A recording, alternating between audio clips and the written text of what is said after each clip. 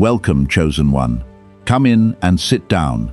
Let the door close behind you, the way it always does, right before the truth gets loud.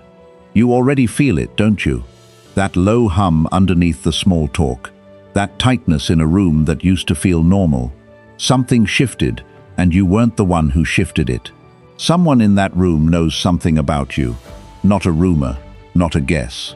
A real, quiet, undeniable something. And here's the part that should make you smile instead of shrink. They are not walking around powerful because of it. They are walking around terrified. They thought knowing your secret would give them leverage. They thought it would make you smaller, easier to handle, easier to predict. Instead, it did the opposite.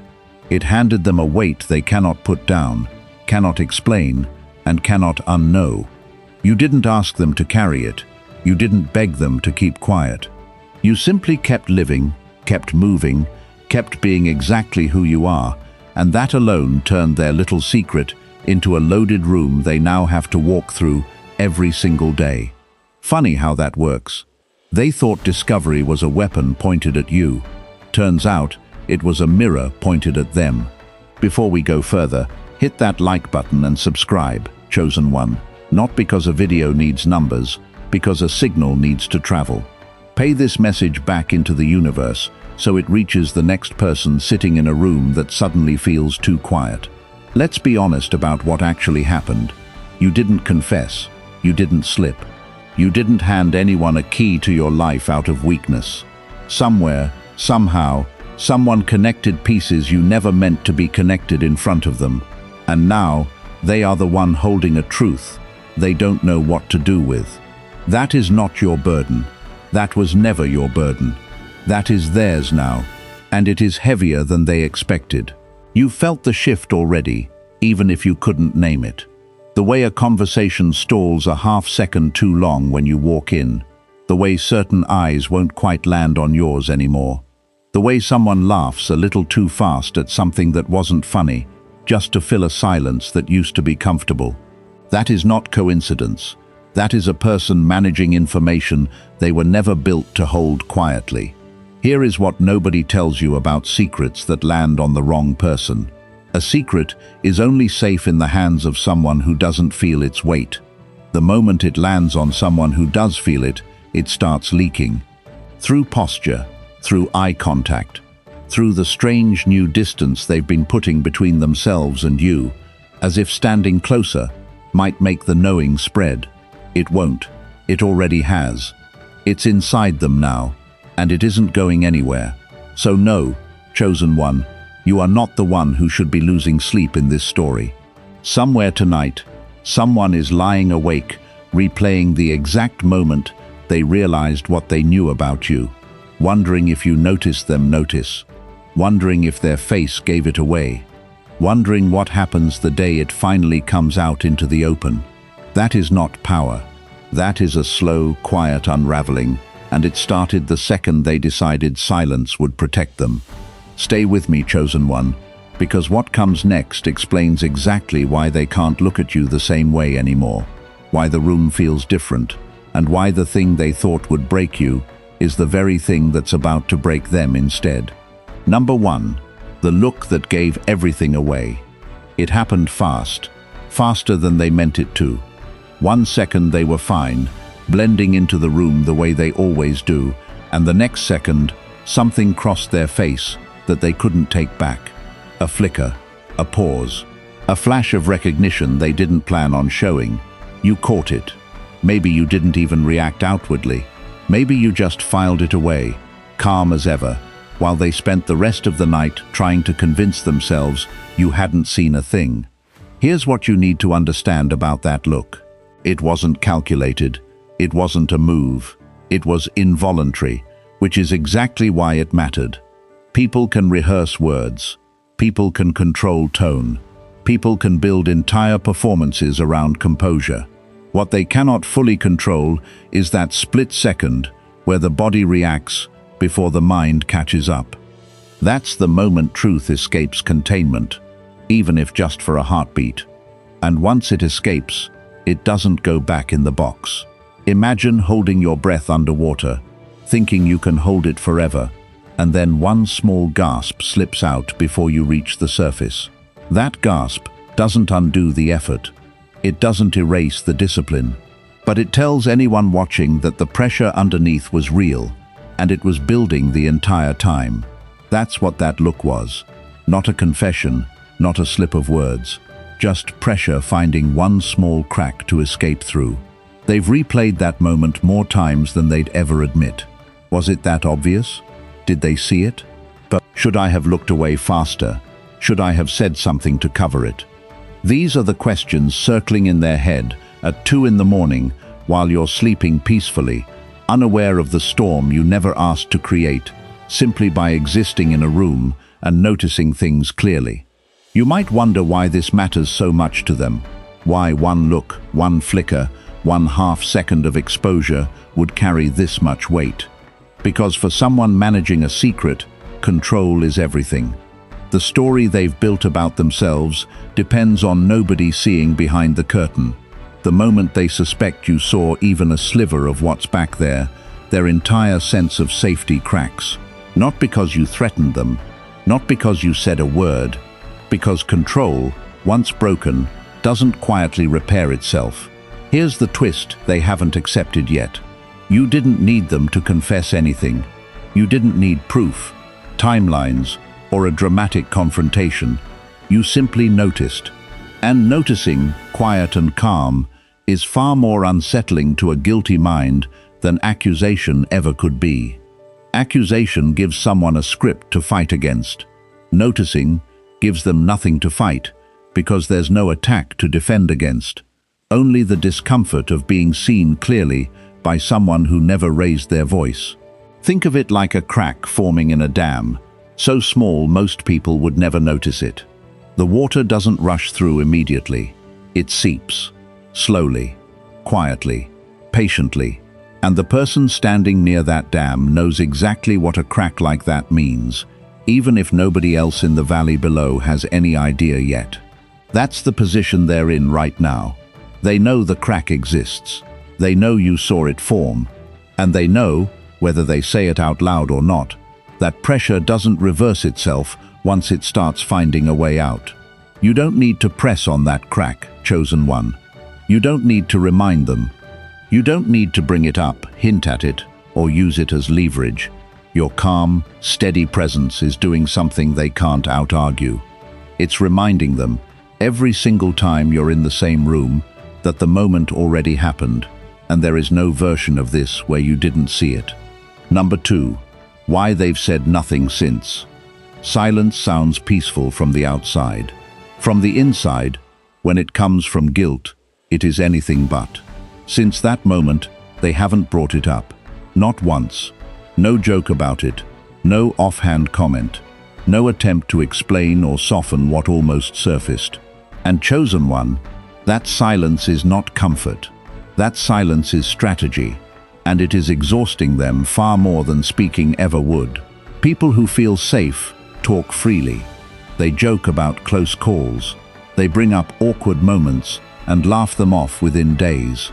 The fact that this particular moment has never been mentioned again tells you everything.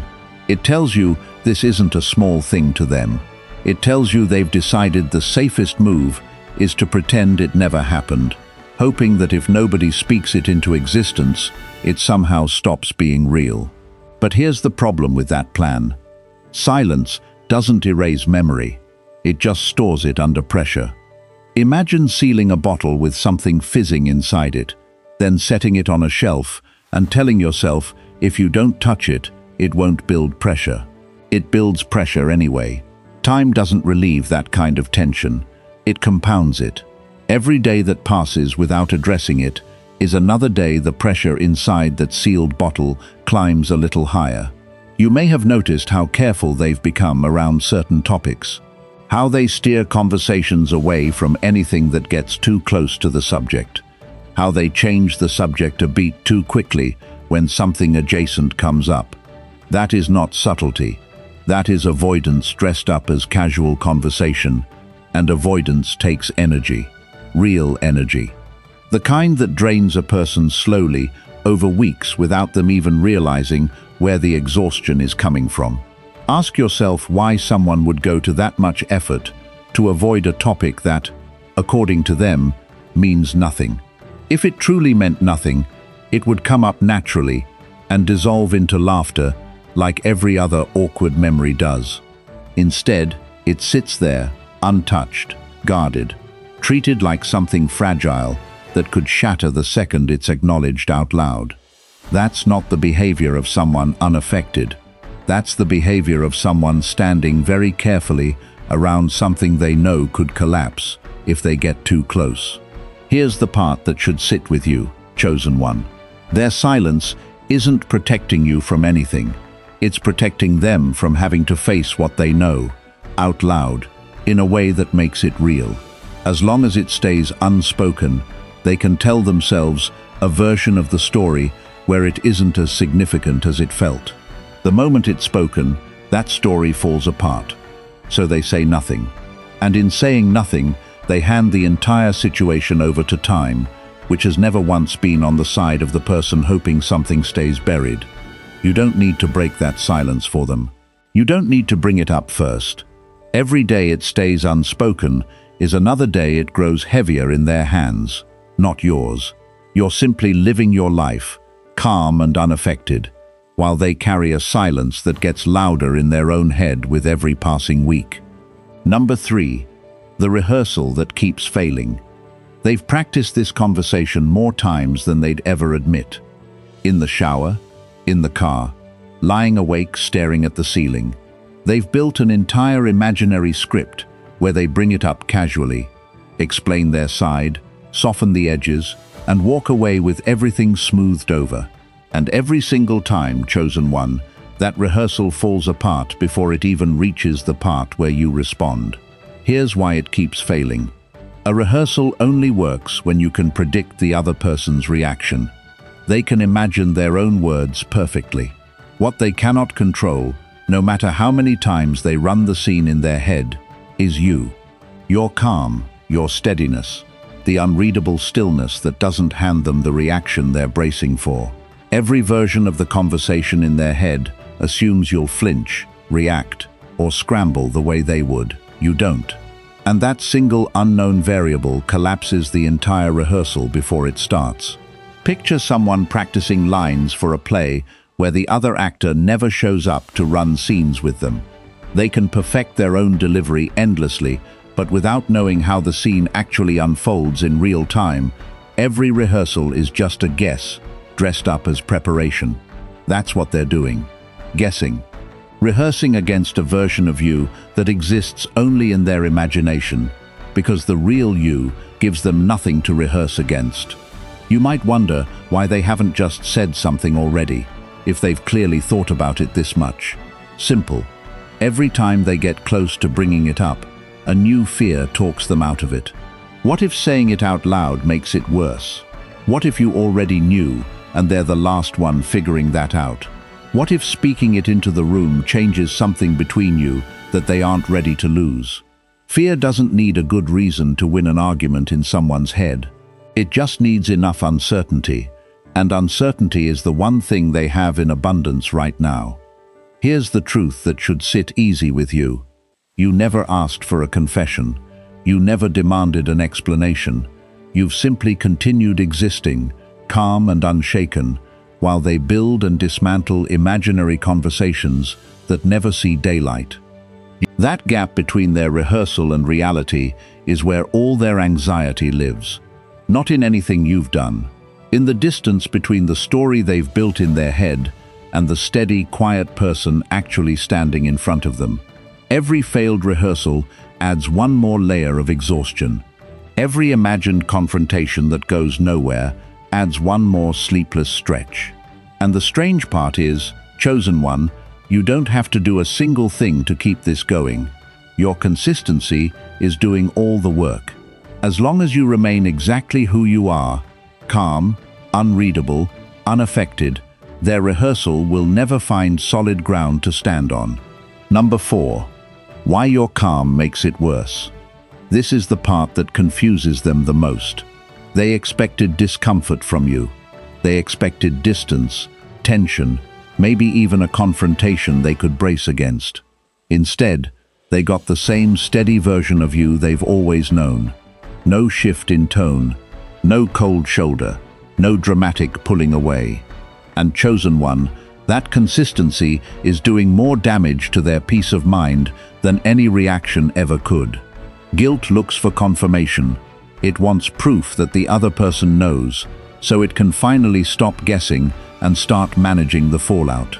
Your calm gives it nothing to grab onto. You haven't confirmed anything. You haven't denied anything either. You've simply continued being exactly who you were before that moment happened. And that unbothered consistency is the most unsettling response they could have received. Think about someone bracing for a storm that never arrives. They've checked the sky every day, prepared for impact, tensed their shoulders in anticipation. When the storm doesn't come, most people would feel relief. But when you know a storm should be coming, based on what you did, and it still doesn't show up, relief turns into something else entirely.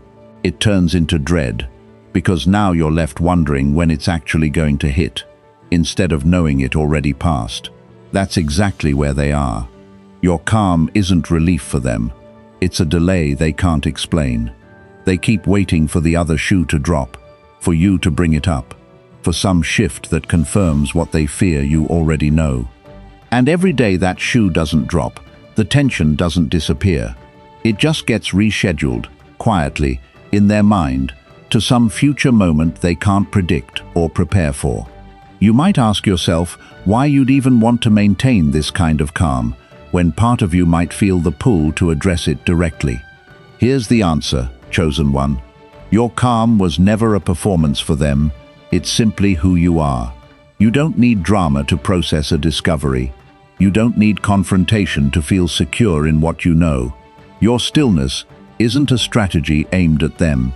It's a reflection of the fact that you were never as shaken by this as they assumed you'd be.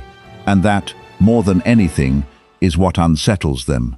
Not the possibility that you know, the certainty that even if you do, it hasn't changed you. You're not smaller because of it. You're not scrambling because of it. You're exactly the same steady presence you were before. And for someone hoping their secret would give them some kind of control over how you see them, that unshaken version of you is the loudest answer they never wanted to receive. Number 5. Why they can't tell if you already know they know. This is where it gets almost unbearable for them. It's not just the secret itself keeping them up at night anymore. It's the second layer sitting on top of it. Do you know that they know you know? Or do you have no idea any of this happened at all? That uncertainty, chosen one, is doing more work against their peace than the original moment ever could. Here's why that double layer matters so much. If they were certain you had no idea, they could relax into pretending nothing happened. If they were certain you knew everything, they could brace for a conversation and get it over with. What they're stuck with instead is the worst possible middle ground, an unknown they cannot resolve, no matter how many times they study your face, your tone, your reactions in casual moments for some kind of clue. Picture someone standing at a door, unsure whether it's locked or unlocked, afraid to test the handle because either answer feels dangerous in a different way. If it's locked, they've wasted energy worrying for nothing. If it's unlocked, they have to deal with what's on the other side. So they just stand there, hand hovering near the handle, never quite committing to find out. That's exactly the position they're in with you. Too afraid to ask directly, too unsettled to stop wondering. You may have noticed small tests they don't even realize they're running, bringing up something loosely related just to watch your reaction, asking questions that circle the subject without ever landing on it, watching a beat too long after certain comments to see if anything shifts in your expression. These aren't accidents. These are quiet attempts to gather information without ever asking the real question, because asking the real question means risking an answer they aren't ready to hear. Chosen one, you don't owe them clarity on this. You don't have to confirm or deny anything to satisfy their need for certainty. Their discomfort with not knowing is not a problem you created, and it's not one you're responsible for solving. Every quiet test that comes back inconclusive just adds another layer to the uncertainty they're already drowning in. Here's what's actually happening underneath all of it. The not knowing has become louder than the knowing ever was. It doesn't matter anymore exactly what you do or don't know. What matters is that they can't settle the question, and an unsettled question has a way of occupying far more space in someone's mind than a settled truth ever would. You stay the same either way. They don't get that luxury because they're the one carrying a question they can't bring themselves to ask out loud. Now, chosen one, before we go any further into what happens once that pressure finally starts to show, I need you locked in.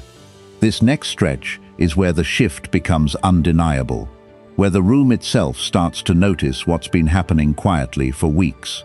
If you're serious about seeing this all the way through, drop a 77 in the comments right now, not for luck, as a signal that you're staying until the truth finishes unfolding. And if this message is doing something for you, consider fueling it further with a super thanks. Every bit of that keeps messages like this one reaching the next person sitting in a room that suddenly feels too quiet. Let's keep going. Number 6. Every excuse they've prepared and abandoned. They've built excuses, plural.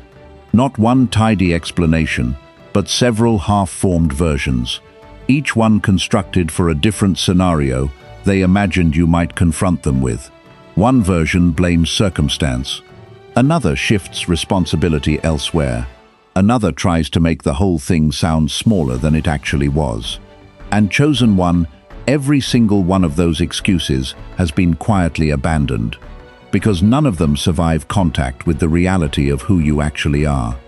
Excuses are built for an audience that needs convincing.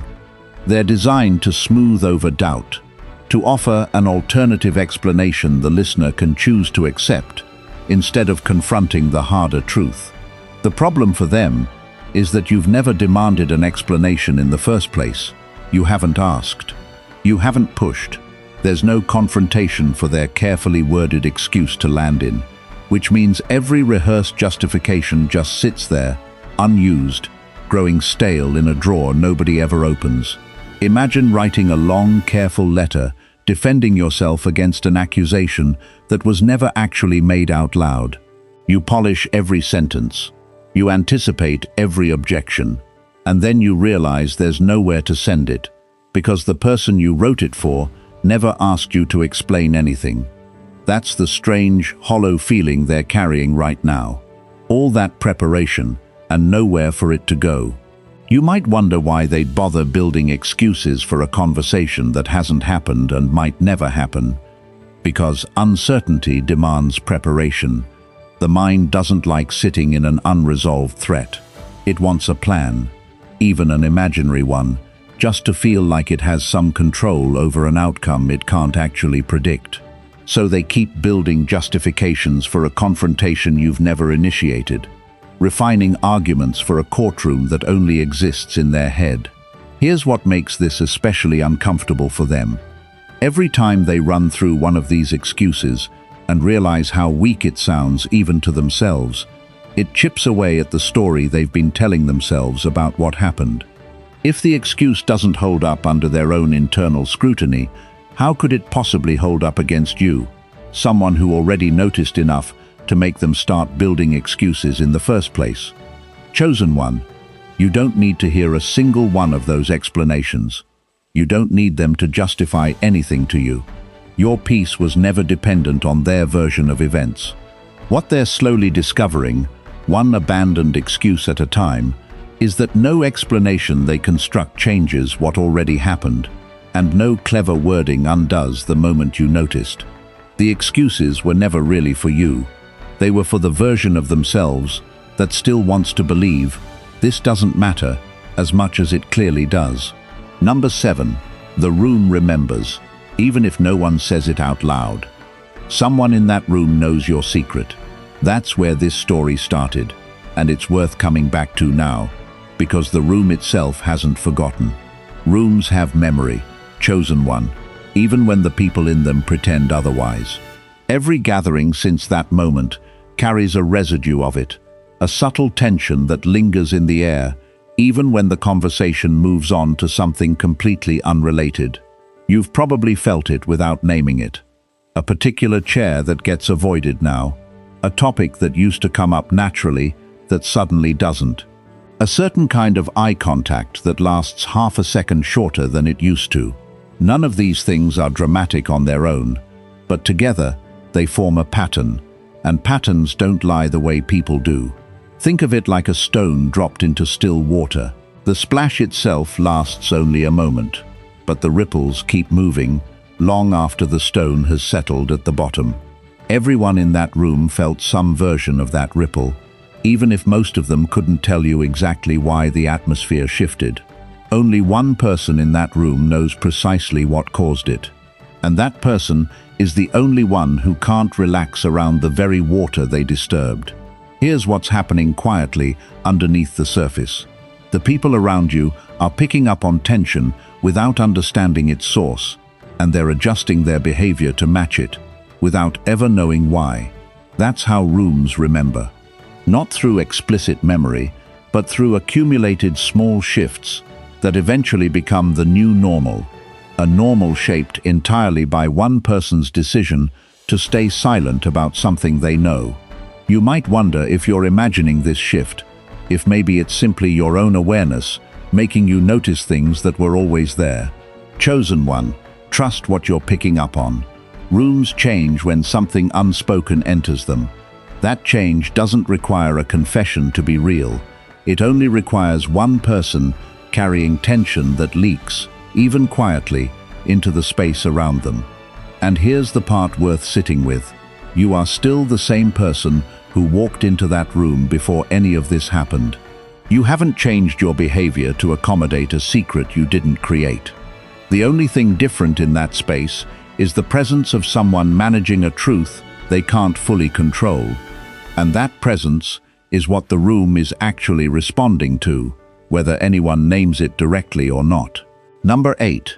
Why confession would ruin them, not you. Here's a truth they haven't fully faced yet. If this ever comes out into the open, whether through their own words or simply through time doing what time does, the damage lands on them, not you. You didn't create the situation. You didn't manufacture the moment. You noticed something true, calmly, without agenda. And noticing the truth has never been the thing that destroys a person's standing. Hiding it is what does that. Think about how differently these two things read to anyone watching from the outside. Someone who simply observed a truth and continued living their life with grace looks steady, composed, unaffected by drama.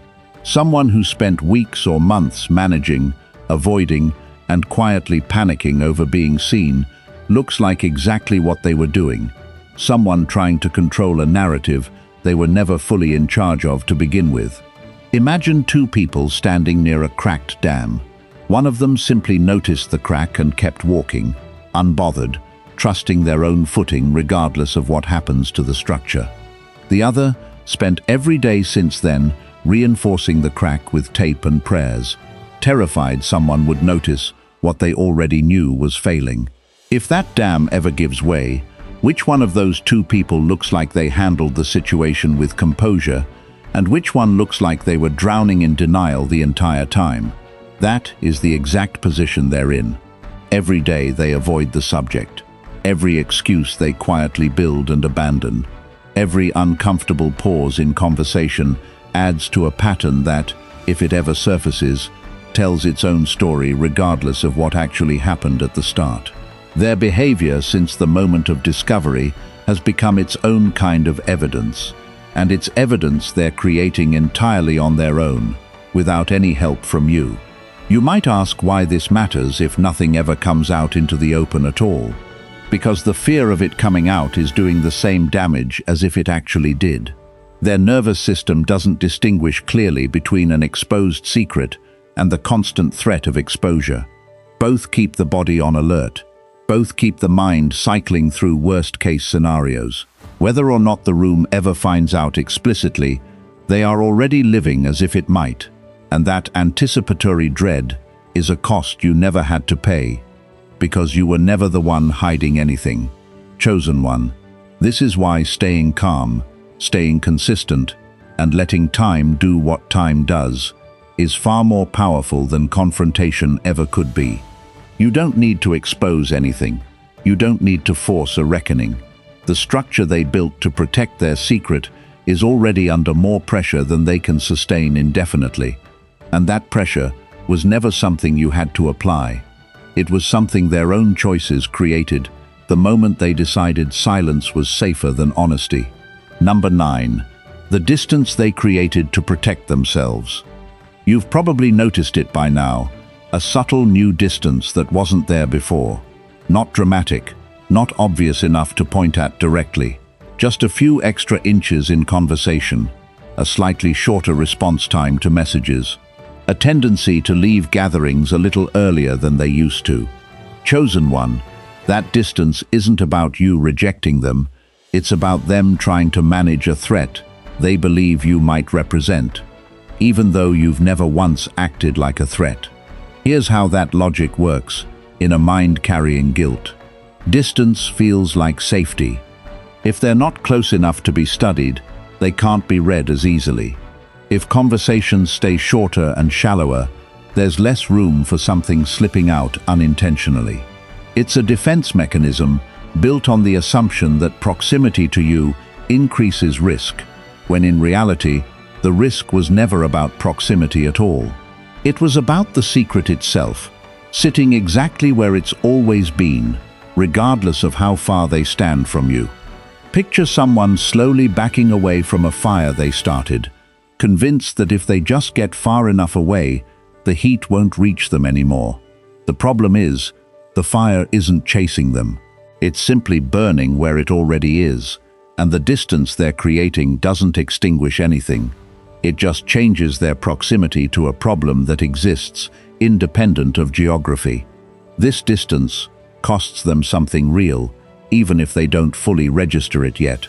Relationships built on genuine closeness require presence, and presence is exactly what they're rationing out now, carefully, cautiously, in smaller and smaller amounts. Meanwhile, you haven't changed anything about how you show up. You're still exactly as open, as steady, as present as you've always been. The gap growing between you isn't something you created. It's something they're building, brick by brick, trying to protect themselves from a fear that exists entirely inside their own head. You might wonder if you should close that distance, chase it, address it directly. Chosen one, that's not your job to fix. Their distance is a symptom of their discomfort, not a reflection of your worth or your relationship's foundation. If you chase it, you only confirm their fear that proximity to you is dangerous. If you simply remain steady, unaffected, present exactly as you've always been, you let them face the truth that the distance they created never actually solved anything. And here's what happens over time with distance built on fear instead of truth. It doesn't stay comfortable, it becomes its own burden, another thing to manage, another performance to maintain. Eventually, most people find that kind of distance more exhausting than simply facing the discomfort they were trying to avoid in the first place. Number 10. The others are starting to notice the shift too. This part unsettles them more than almost anything else. It was one thing to manage their own discomfort quietly. It's an entirely different thing when other people in your shared circle start noticing that something has changed, even if they can't quite name what.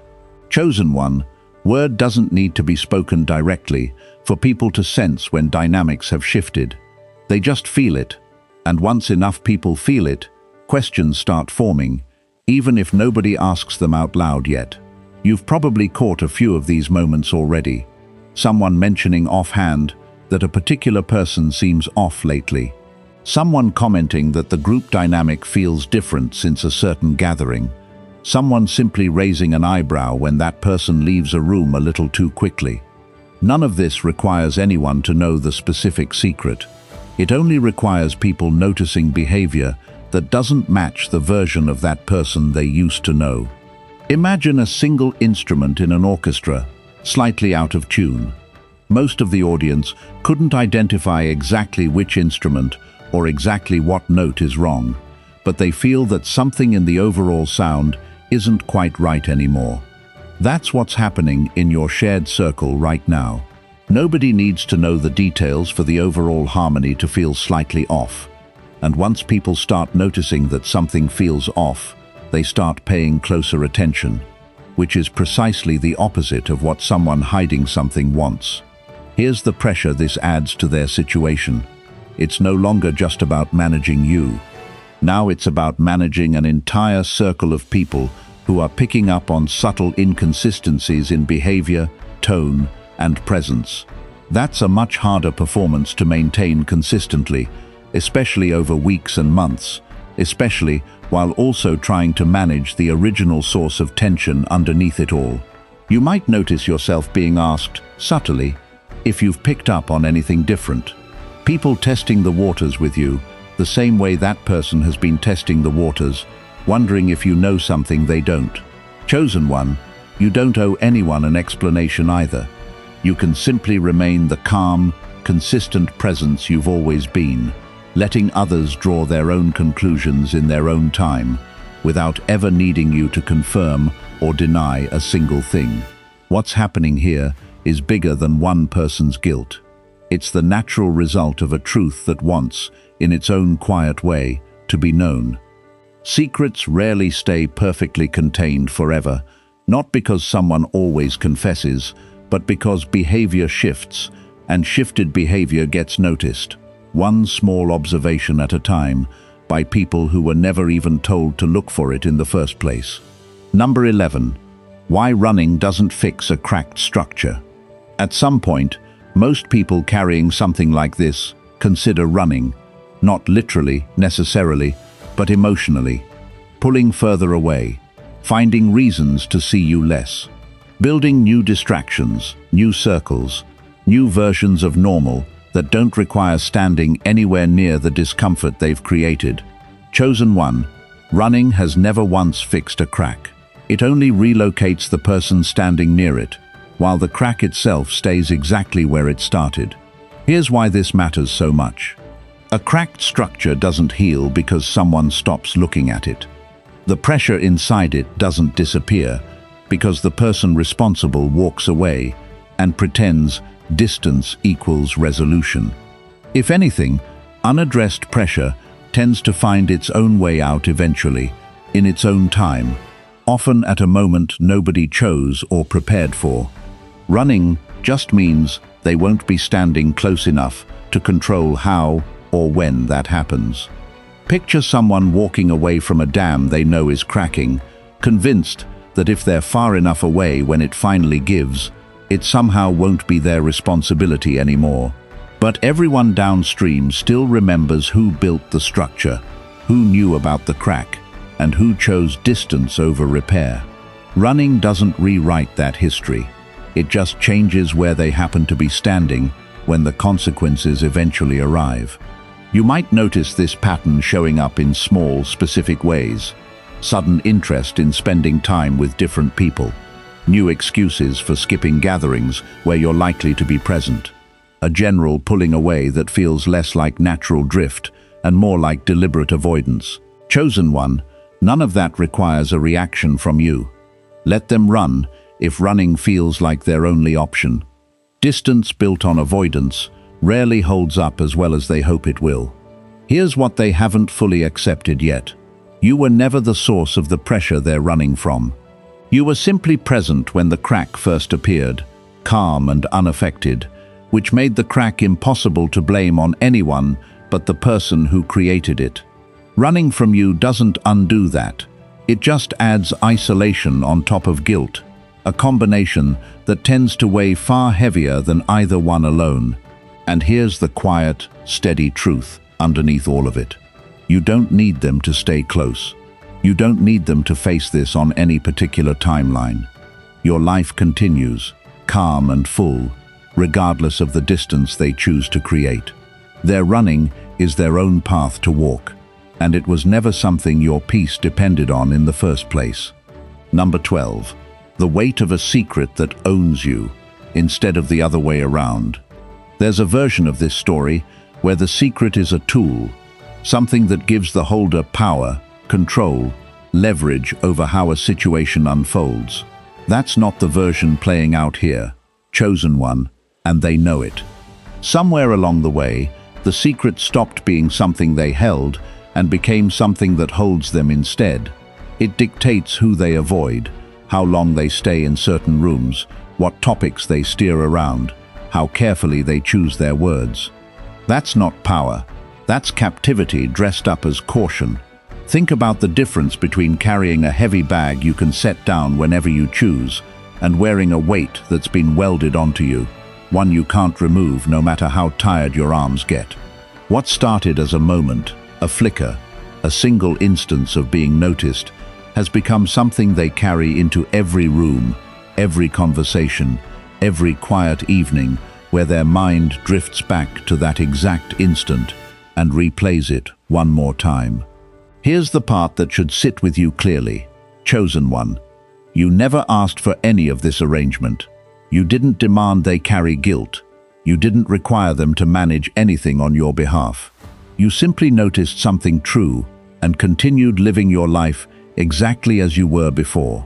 The weight they're carrying is entirely self-assigned, built from their own choices about how to respond to being seen, not from anything you imposed on them.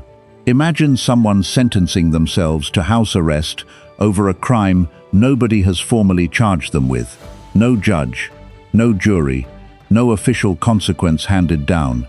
Just a self-imposed restriction built entirely out of fear of what might happen if the truth ever fully surfaces. That's the life they've constructed around this secret. A private sentence nobody asked them to serve, sustained entirely by their own unwillingness to simply be honest, with you or with themselves. You might wonder if you should feel sympathy for that weight, or responsibility for lightening it somehow. Chosen one, you can hold compassion for another person's struggle without carrying their burden as your own.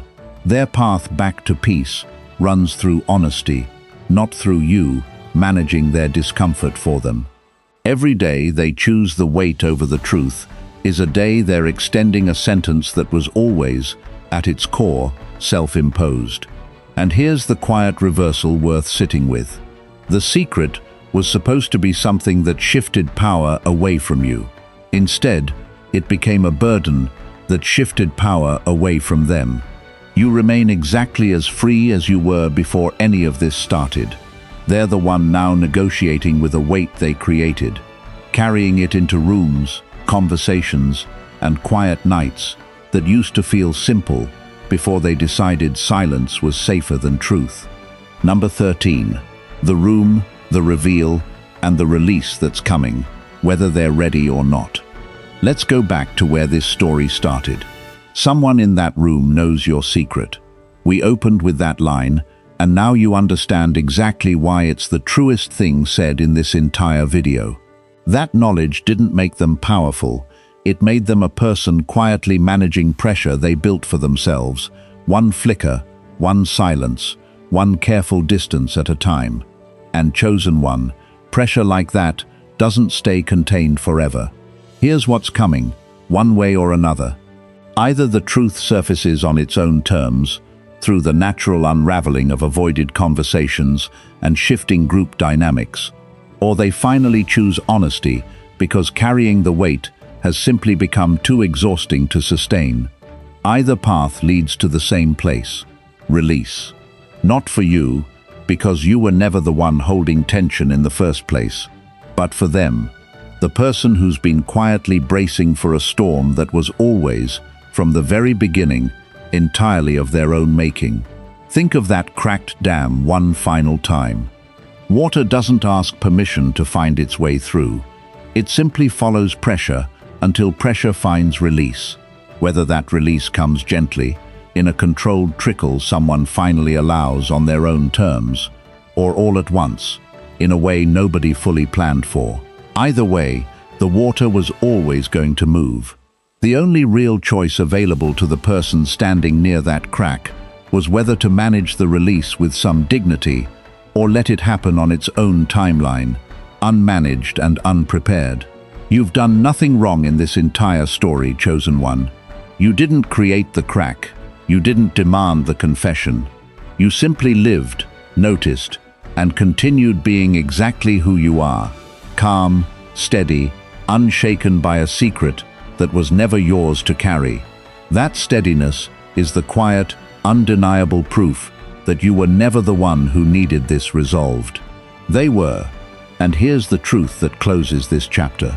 When that release finally comes, whenever and however it arrives, you'll still be standing exactly where you've always stood, unaffected, unshaken, simply continuing your life the way you were before any of this ever began. The room will remember who stayed calm through all of it, and it will remember who spent months quietly unraveling over a moment nobody but them made so heavy in the first place. You were never the one shaking in that room, Chosen One. You never will be. Let them carry what they built. Your peace was never up for negotiation. If this message reached exactly where it needed to, hit that like button, subscribe for the next one, drop a comment below, and share this with someone who needs to hear that being seen was never something to fear. Thanks for watching, Chosen One. We'll see you in the next one. Take care and goodbye.